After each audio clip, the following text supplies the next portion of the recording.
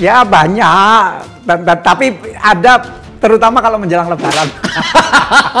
Daripada tidak ada DPR, lebih baik mempunyai DPR meskipun jelek. Saya mungkin sudah saatnya menceritakan ketika mau Lebaran, direktur saya di PLN itu tergopoh-gopoh dipanggil oleh anggota DPR menanyakan soal THR untuk anggota DPR. Republik di sini ini gampang Pak Senayani. Lobbynya jangan di sini Pak. Ini Korea ini semua menurut bosnya masing-masing. Ini dua alat pemukul yang luar biasa untuk membuat semua uang naik ke atas permukaan. Tidak ada satu pasal pun boleh membuka data-data seperti itu kepada publik selain punya motivasi politik. Kita agak marah kali ya waktu membaca sejarah itu, kok begitu ya Bung Karno ini. Partai politik hasil pemilu dibubarkan. Tapi saudara, kalau saudara lihat kehidupan partai politik sekarang ini, rasanya Bung Karno benar. Partai politik suka ngaco itu. Bukan hanya Mahfud MD, Dahlan Iskan juga memiliki cerita buruk tentang DPR. Sehingga sejak itulah terkenal sekali bahwa saya sangat dimusuhi oleh DPR kan.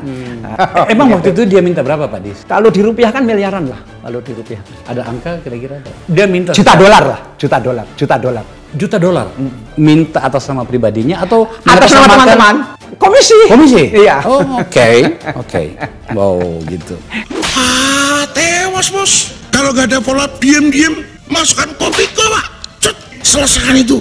Wah, tewas bos. Daripada tidak ada DPR, lebih baik mempunyai DPR meskipun jelek. Saya minta nih Prof cabut, atau nanti saya juga perkarakan ini. Makanya Pak Kaba, nanti cybernya jalan Pak. Saya mohon nanti dicek, digas ya. Kita ngegas. Caranya Terry itu kepada Bapak Mahfud MD sopan nggak? Beradab nggak? Enggak kan? Ya wajar lah warganet itu bersuara mengkritik kau. Terus sekarang kau kepanasan, kau kayak cacing kepanasan. Ada apa? Kau ini ada masalah pribadi apa sama Pak Mahfud? Karena sebelumnya kan kita sudah sepakat mau bersih-bersih. Ya, oke. Nah, terus saya coba kita rapatkan ini, permintaan ini kita penuhi atau tidak. Ini Lebaran pertama saya menjadi direktur PLN. Seandainya kita tolak, apa saja konsekuensi yang akan kita hadapi? Kita daftar. Banyak itu. Kemungkinan itu sampai 9 seingat saya. Kemudian yang terakhir itu kita akan diberhentikan. Satu persatu kita evaluasi. Seandainya kita sering dipanggil DPR, bagaimana? Kita jalani Pak. Oke, seandainya subsidi nanti dipersulit, itu bukan direksi yang sulit, tetapi rakyat yang sulit. Jadi ya kita hadapi. Terus terakhir, seandainya kita diberhentikan, kita terima Pak. Jadi sudah bulat, ya ditolak. Wah, tewas bos. Pasti DPR nangis semua. Masa dia bagi duit harus pakai e-wallet? E-walletnya cuma 20 juta lagi. Nggak bisa Pak. Nanti mereka nggak jadi lagi. Oke. Bung Karno nggak salah kalau dibiarin kayak gini, nggak dilawan, nggak ditreatment dengan tegas, negara ini bisa hancur, saudara. Meskipun saya ingin tegaskan, daripada tidak ada DPR, lebih baik mempunyai DPR meskipun jelek. Nah, sekarang kita rundingan lagi, bagaimana cara menyampaikan bahwa permintaan itu kita tolak. Kita terpaksa menunjuk satu orang untuk menghadap ke sana, kemudian yang kita utus. Sanggup Pak? Nah ini kan tugas sulit, ini tugas gampang Pak. Tinggal menyampaikan kita menolak aja. Kebetulan orangnya itu udah meninggal dunia, anggota DPR-nya itu. Sehingga ya sekarang dia nggak bisa gugat saya.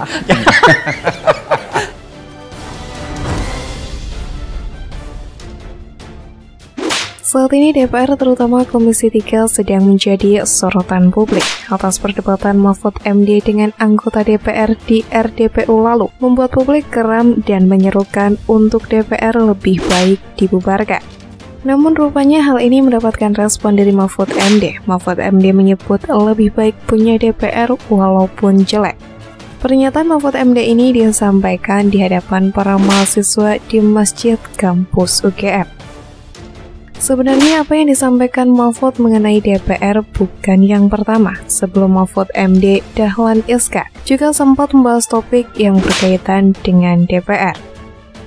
Mantan Menteri BUMN Dahlan Iskan mengungkapkan bahwa PT PLN Persero pernah dimintai tunjangan hari raya atau THR oleh anggota DPR. Dikatakan Dahlan, PLN pernah dimintai THR oleh anggota DPR saat dirinya menjabat sebagai Direktur Utama PT PLN Persero. Sebagaimana diketahui, sebelum menjadi Menteri BUMN, Dahlan Iskan merupakan orang nomor 1 di perusahaan plat merah tersebut. Dahlan Iskan bercerita kala itu Direktur PLN menemuinya karena ada anggota DPR yang berasal dari komisi yang membawahi BUMN menanyakan THR. Saya mungkin sudah saatnya menceritakan. Belum pernah saya ceritakan. Jadi ketika mau Lebaran Idul Fitri itu, salah satu direktur saya di PLN itu terkopoh-kopoh menemui saya. Pak, tadi saya dipanggil oleh anggota DPR, Pak. Kemudian tidak minta sih, tetapi menanyakan soal THR untuk anggota DPR. Ungkap Dahlan Iskan seperti yang dikutip dari YouTube Akbar Faisal Uncensored Senin 10 Januari 2022. Dahlan mengatakan kala itu si direktur tidak berani menjawab permintaan anggota DPR. Direktur itu mengatakan akan merundingkannya dengan direksi. Dahlan Iskan masih baru di PLN saat itu. Ia tidak tahu bagaimana menyikapinya. Akhirnya Dahlan Iskan mengumpulkan semua direksi untuk rapat mengambil keputusan. Permintaan ini kita penuhi atau tidak? Ini lebaran pertama saya menjadi direktur PLN. Saya jadi direktur utama PLN, kemudian beberapa bulan kemudian lebaran. Nah, lebaran pertama seperti itu, sehingga saya juga nggak tahu bagaimana menyikapinya itu, ujarnya.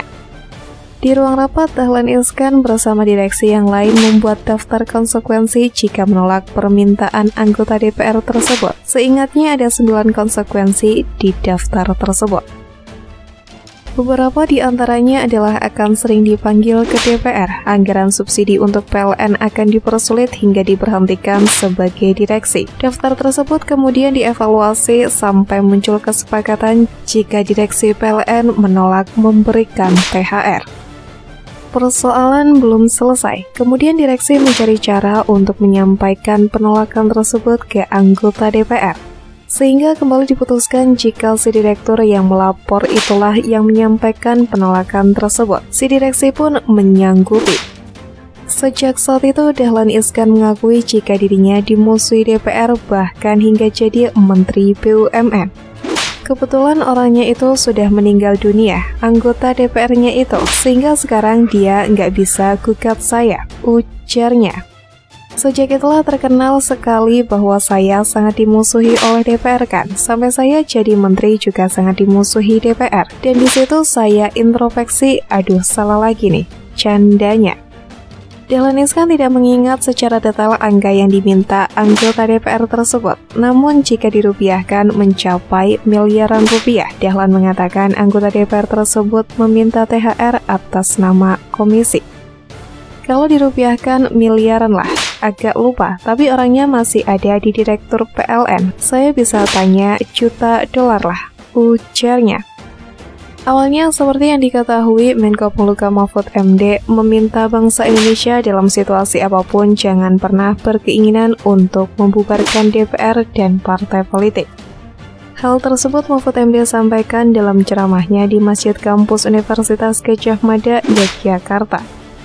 Banyak orang mengatakan sekarang di medsos, bubarkan DPR, bubarkan partai politik. Saudara, itu adalah pilihan yang sangat jelek. Saya ingin tegaskan daripada tidak ada DPR, daripada tidak ada parpol, lebih baik kita hidup bernegara ini mempunyai DPR dan mempunyai parpol meskipun jelek.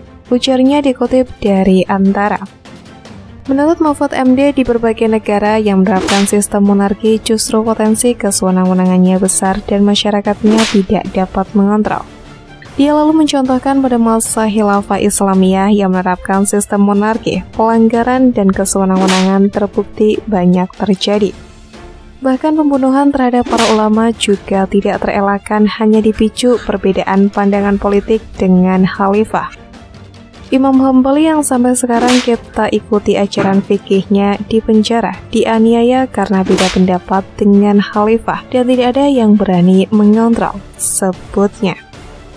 Lebih lanjut, Mahfud MD mengatakan bahwa di negara demokrasi sekalipun parpolnya jelek, sesuai dengan konstitusi dapat dijadikan instrumen untuk memperbaiki negara dan DPR juga harus ada untuk menyelesaikan masalah.